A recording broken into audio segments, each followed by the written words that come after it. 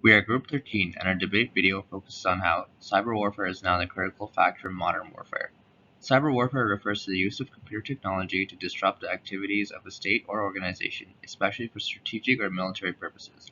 Advances in information technology have changed the landscape of modern warfare. Significant harm can be done to governments and civilian infrastructure through the hacking and sabotage of information systems. It is apparent that cyber warfare has become the critical factor in modern warfare for several reasons. First, incidents of cyber espionage and cyber sabotage have increased in frequency over the recent years.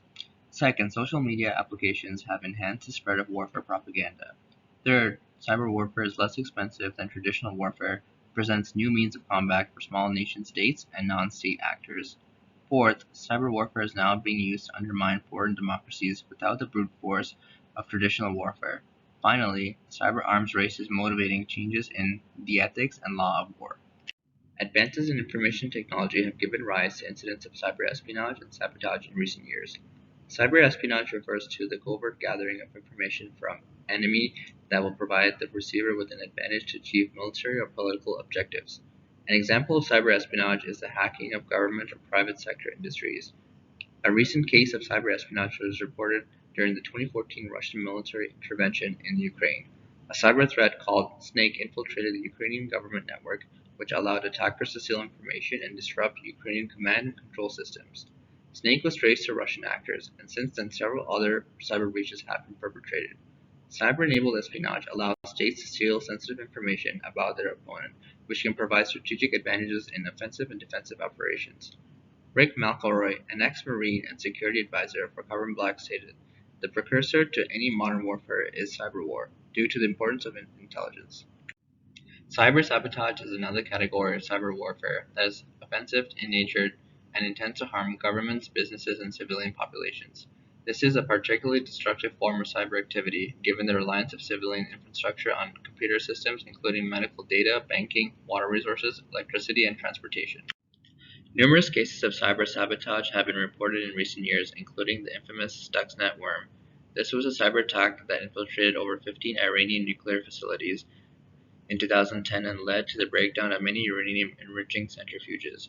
Stuxnet was a clear attack on the Iranian nuclear development program and is suspected to have been a joint operation between the United States and Israel. In another case in 2014, cyber sabotage was carried out by a non-state actor called the Guardians of Peace.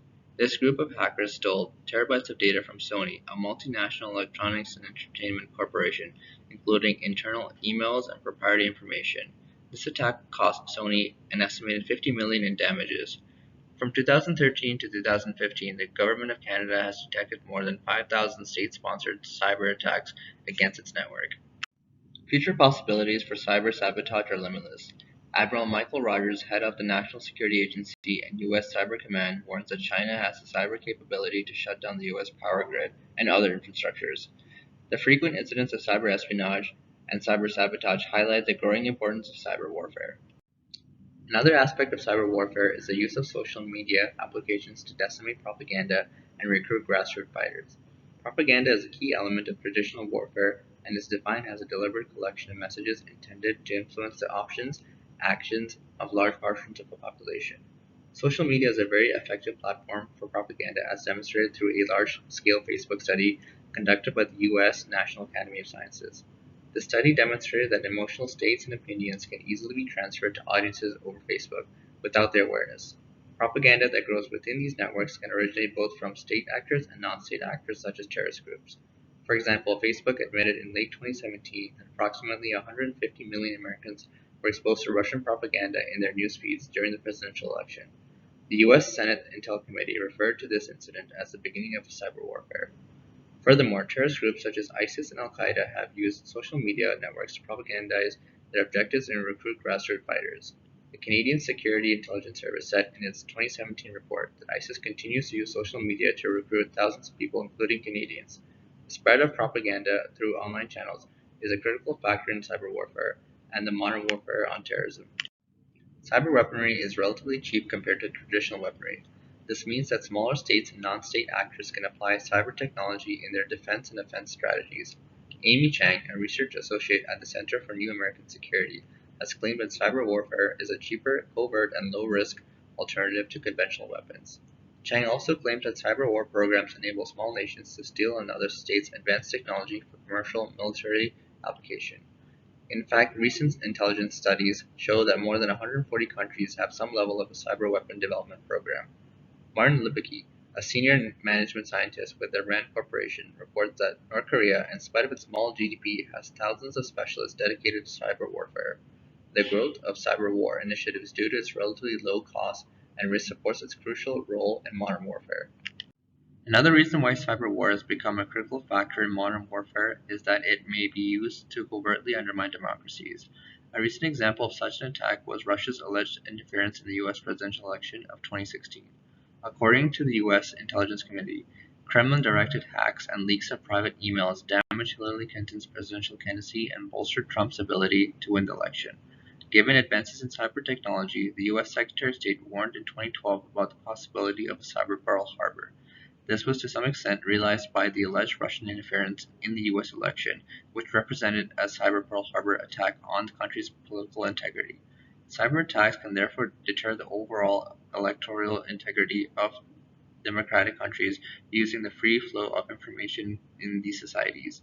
This achieves two goals. First, it undermines public faith in the government and creates political instability. On a more strategic level, it enables the election of leaders whose foreign and military policies favor the enemy agenda. Thus, cyber warfare has the ability to infiltrate and undermine government institutions, which further qualifies it as a crucial factor in modern warfare. Finally, the cyber arms race is motivating changes in the ethics and law of war. During the Cold War, a competition for nuclear supremacy played out between the Soviet Union and the United States. This nuclear arms race gave rise to a 1977 amendment of the Geneva Convention Protocol, which prohibited nuclear attacks on civilians.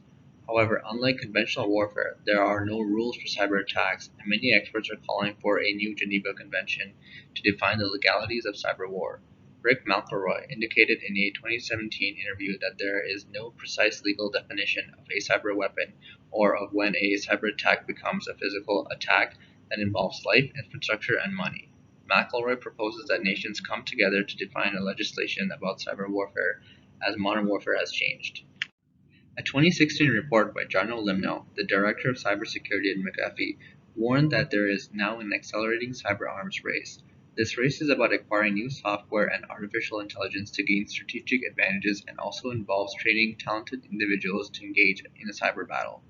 For example, in 2016, the US Army incorporated powerful artificial intelligence capabilities into its drone systems that are expected to provide ultimate cybersecurity. Additionally, the US and Chinese governments are actively training future cyber warriors through cyber competitions and initiatives to engage talented youth in computing.